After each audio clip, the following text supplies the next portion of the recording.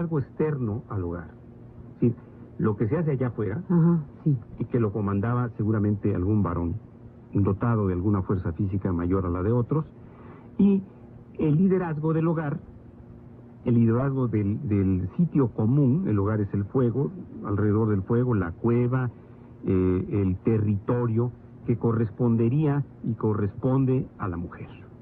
Entonces, entre esos dos liderazgos naturales, empezó al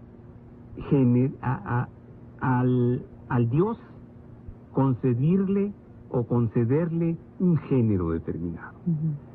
Claro, para la guerra, para el ataque, bueno, fue fácil pensar que fueran dioses varones. Para la agricultura, que fue inventada y creada por la mujer, pues había diosas. Para la inteligencia, para el amor, pues las diosas eran mujeres. Digo, a ninguna cultura de la antigüedad se le ocurrió siquiera inventar a un dios del amor o de la inteligencia que fuera varón. Para nada.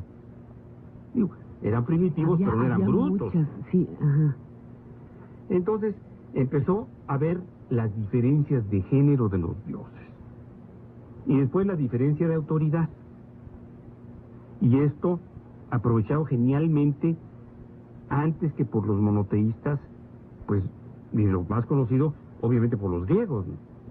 Había el macho líder de los dioses, que era Zeus, ¿no? Y Zeus tenía derecho de pernada con todas las diosas o semidiosas que vienen. Si quería, se transformaba en cisne, moles o de lo que fuera. Y el caso es que se las pasaba por las armas a la que quería, porque era el macho dominante de la tribu de dioses del Olimpo. Pero todos los demás tenían su papel. Pues, digo, ahí estaba Dionisios, Baco en la mitología romana, pues que era el dios del vino y las consecuencias del vino. No era dios del vino porque fuera el patrón de la elaboración de esa bebida, sino porque se la chupaba y tenía las consecuencias que todos conocen. Obviamente se hizo un dios del comercio, y bueno, ahí estaba don Mercurio tratando de patrocinar a los primeros comerciantes establecidos como tales en el mundo occidental, porque los chinos ya tenían recontra mega estructurado su comercio siglos antes.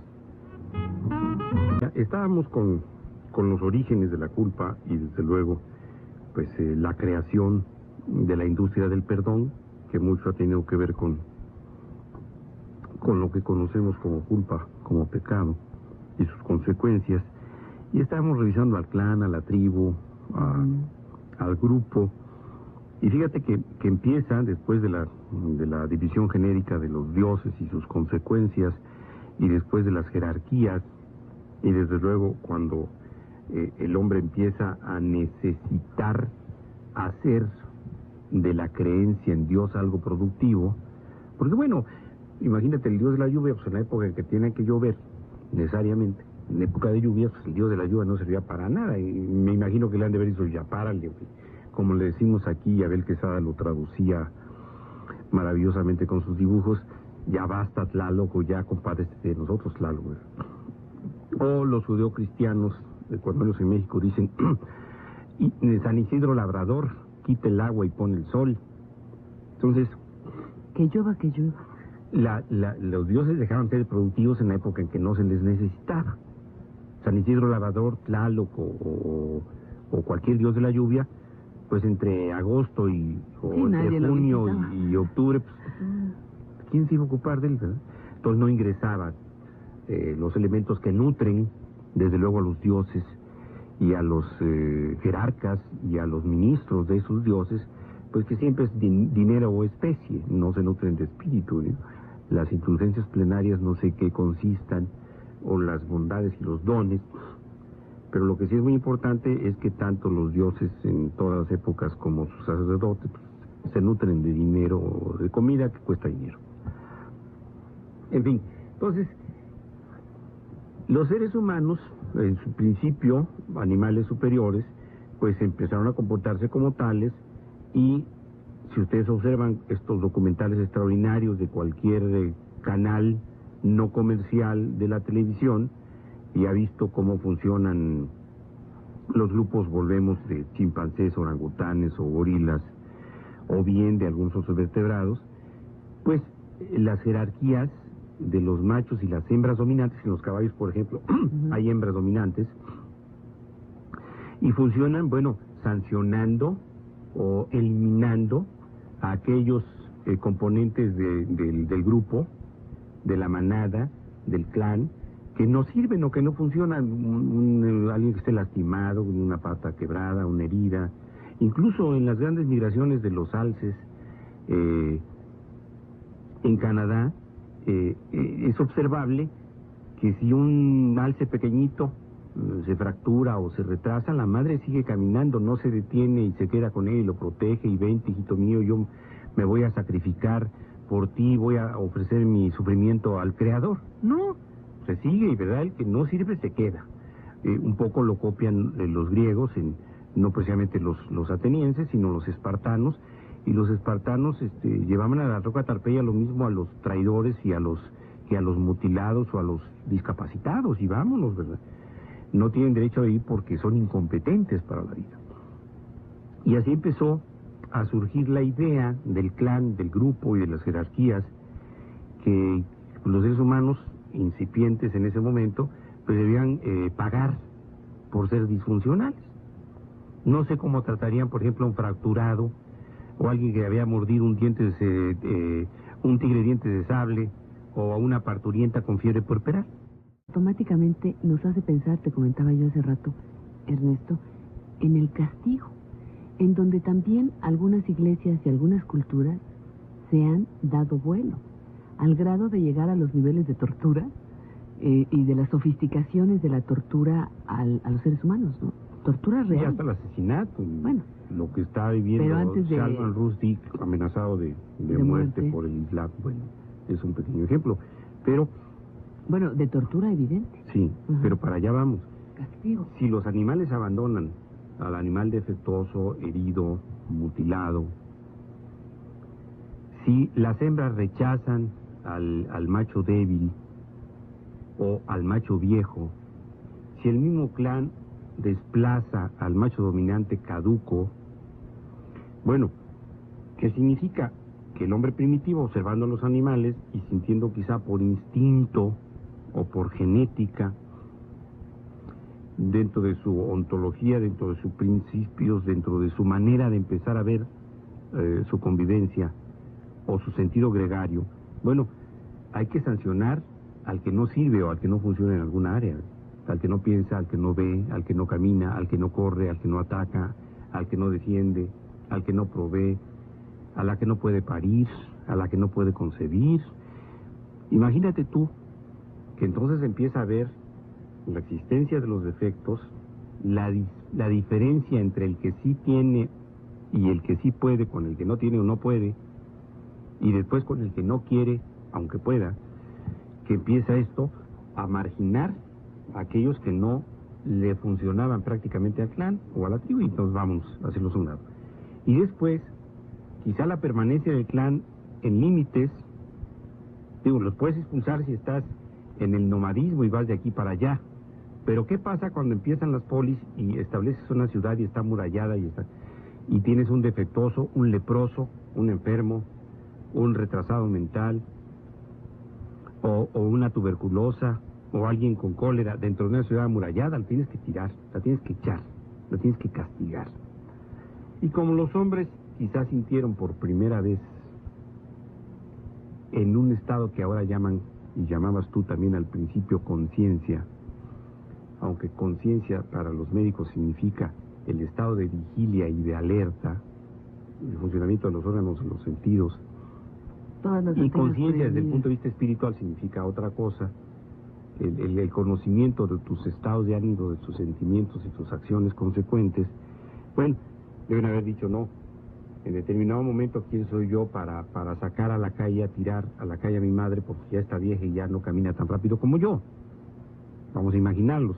O una mujer en Esparta que le han dicho es que tienes que matar a tu hijo porque nació con el labio y el paladar hendidos.